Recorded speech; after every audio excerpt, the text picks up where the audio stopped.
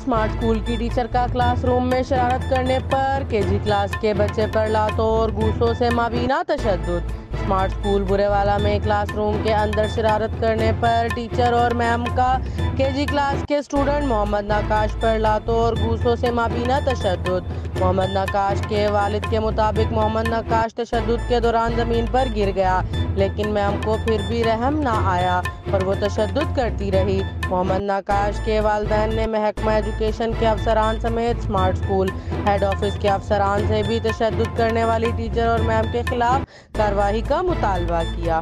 जब खींची तो उसके आगे ना टांग खींची तो सीढ़ी पे मेरा मुंह ऐसे लग के सीधा द्वार पे ये चौकीदार ने किया ऐसे किसने मारा था? चौकीदार, वो बाहर वाला खड़ा नहीं, अंदर वाला जो था पकड़ के ले जाता है, बस टोपी फेंक के थी। बेटा मेरा बच्चा दी स्मार्ट स्कूल दे पढ़दा सी। मेरा नाम मोहम्मद अशरफ नवीद है, हाजी अशरफ दे नाम तो मशहूर है मैं शहर दे च। ते वो मैं सुबह छड़ के गया 1 बजे। पहले भी उन्होंने 1-2 महीने पहले चोट लगी, ਉਹਦਾ भी मेरे को मैडिकल सर्टिफिकेट वगैरह सारा है स्कूल दे विचों ही, मिस नहीं मारिया सी। ते हुण मैडम ने उन्होंने बुला के चौकीदार ने चुक के लिया। इन्हें गलती ये की कि एक बच्चे की कैप आपस में खेल रहे सी ते उधर सिट दी, बस यह गलती ये को हुई है।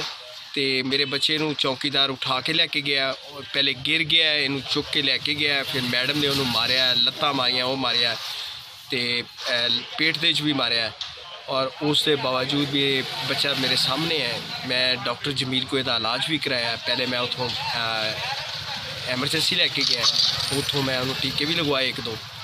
तो डॉक्टर जमील को इसका इलाज है, टैंपरेचर है। हूँ ये डरदा स्कूल भी नहीं जा रहा, क्यों कि मैडम ने मारिया ही इन्ना है कि वह नाम मेरा मैडम का साथिया है।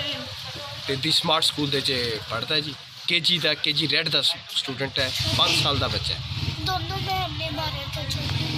Subscribe to our channel, clicking subscribe button and bell icon.